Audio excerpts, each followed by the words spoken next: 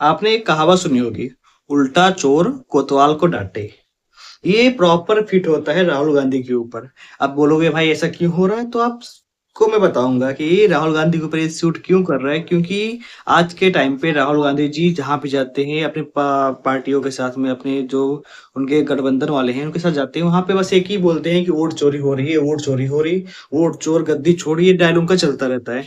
तो इस वोट चोर गद्दी छोड़ के बारे में हम बात करने वाले हैं कि क्या ये सच में वोट चोरी हो रही है और राहुल गांधी जी एकदम मतलब सेफ हैं, कभी कुछ इनके पूर्वज ने कुछ किया नहीं है। और असली वोट चोर कौन था उसके बारे में तो अमित शाह जी ने विस्तार से बताया है भाई, एक एक लाइन डिटेल बता दी है कि असली वोट चोर कौन था। तो आज हम इसी बारे में बात करने वाले हैं कि असली वोट चोर कौन है। तो हाल फिलहाल में क्या होता है कि संसद भवन में पार्लियामेंट में चल ही रहा है भाई, ये सबका इस समय सेशन चल रहा है। उस सेशन में बीच में एक दिन बात होता है, वोट चोरी पे बात हो जाता है। तो वोट चोरी में जब बात होती है तो राहुल गांधी जी भाई आरोप लगाते हैं कि वोट चोरी करके सरकार बना रहे वगैरह वगैरह। तो भाई अमित शाह मोटा भाई अब तो अपना मोटा भाई को थोड़ा सनक गया, बोले मोटा भाई बोले रुको बताते हैं असली वोट चोर है। तो वो बताना शुरू कर दिए कि भाई याद है जब पहली बार प्रधानमंत्री चुना जाना था तो कितने वोट पड़े थे और कितने वोट में से कितना वोट नेहरू जी को मिला था, याद है? उनको एक वोट नहीं मिला था, जहां तक मैं जानता हूँ 2 वोट पे ऐसे पड़े थे जो कि किसी पक्ष में नहीं थे, न सरदार जी के पक्ष में थे और ना इनके पक्ष में थे, नेहरू के पक्ष में ना किसी पक्ष में थे। तो उसमें भी मेजोरिटी किसको मिली थी? सरदार जी को मिली थी। और सरदार जी की मेजोरिटी मिलने के बावजूद महात्मा गांधी जी के कहने के बाद कि उन्होंने अपना जितना वोट था अपने प्रधानमंत्री पद से त्याग के बोले कि नेहरू जी को प्रधानमंत्री बना दिया जाए। क्योंकि प्रधान ये महात्मा गांधी जी बोले थे कि नेहरू जी को प्रधानमंत्री बनाना जरूरी है, क्योंकि उनके प्रधानमंत्री बनने से फ्यूचर अच्छा रहेगा। तो इससे बड़ा वोट चोर क्या हो सकता है कि सरेआम भाई ट्रांसफर कर दिया गया वोट। और ये मैं नहीं, ये अमित शाह जी खुद बोलेंगे। क्यों जल्दबाजी करते हो मानिकम? अब मैं 3 वोट चोरी की घटनाएं बताना चाहता हूं। सबसे पहली घटना हुई आजादी के बाद, देश का प्रधानमंत्री तय करना था। तय कौन करना था? तो उस वक्त के जितने प्रांत थे इसके कांग्रेस के अध्यक्षों ने, उनके एक एक वोट से तय होना था। अब 28 वोट श्री सरदार पटेल को मिले और 2 वोट जवाहरलाल नेहरू जी को मिले।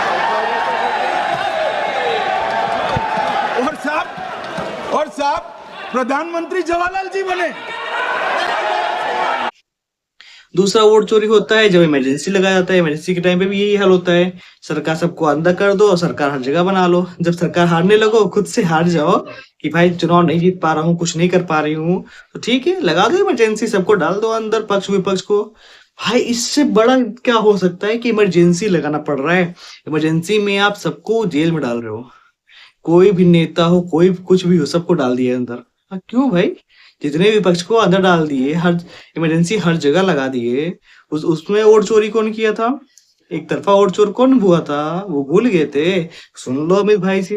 प्रकार की वोट चोरी और नैतिक तरीके से चुनाव जीते, ऐसी वोट चोरी भी भूतकाल में एक बार हुई थी। श्रीमती इंदिरा गांधी रायबरेली से चुनी गई। इलाहाबाद हाईकोर्ट में श्री राजनारायण पहुंचे कि चुनाव नियमों के अनुसार नहीं हुआ।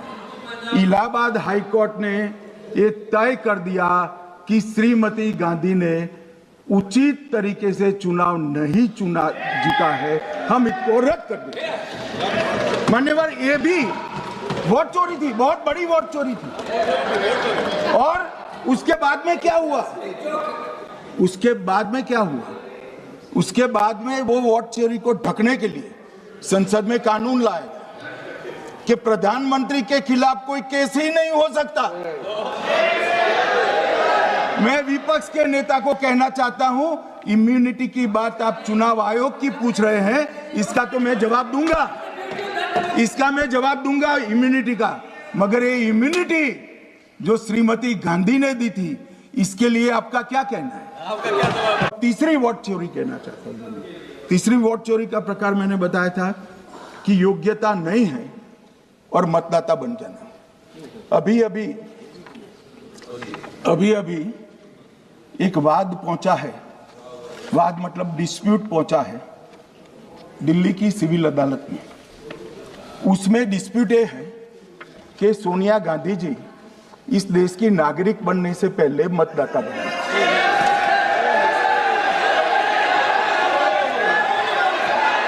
फिर भाई ये बात करते हैं आपकी, तो ठीक है, आपकी क्या बात कही वो भी सुन लो। ये किस तरीके से हमारे मोटा भाई बता रहे हो, ये एक्सप्लेन कर रहे हैं, ये सुन लो आप। फिर भाई आप अब समझो, आप इतना सब कुछ होने के बाद राहुल गांधी जी किस तरीके से बोल सकते हैं कि मोदी सरकार वोट चोरी करती है। बिहार का एक टाइम का आपको याद होगा, यूपी बिहार में एक समय ना जंगल राज चल रहा था। जंगल राज, माफिया राज का नाम सुना होगा। एक से एक माफिया बिहार और उत्तर प्रदेश में रहा करते थे।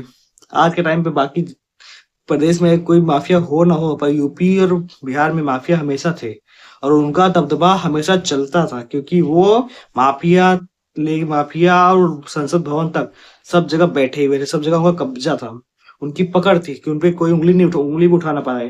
कोई उनको जेल ले जाए ना तो दंगा हो जाता था। उस माफिया पे थे वो, भूल गए।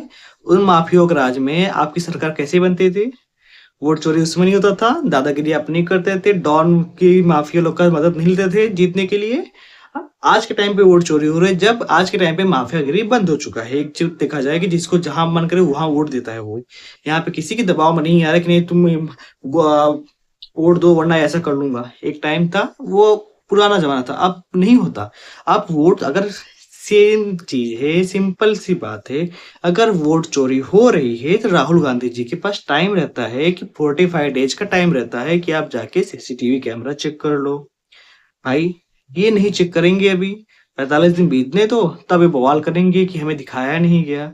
ये इतने बेकार इंसान है ये लोग, भाई विपक्ष वाले, कि जब टाइम रहने पे ना ये कोई भी चीज चेक नहीं करेंगे। टाइम बीतने के बाद तब चेकिंग करना शुरू करते हैं कि भाई देखो हमें ये नहीं बताया गया, हमें ये नहीं कराया गया।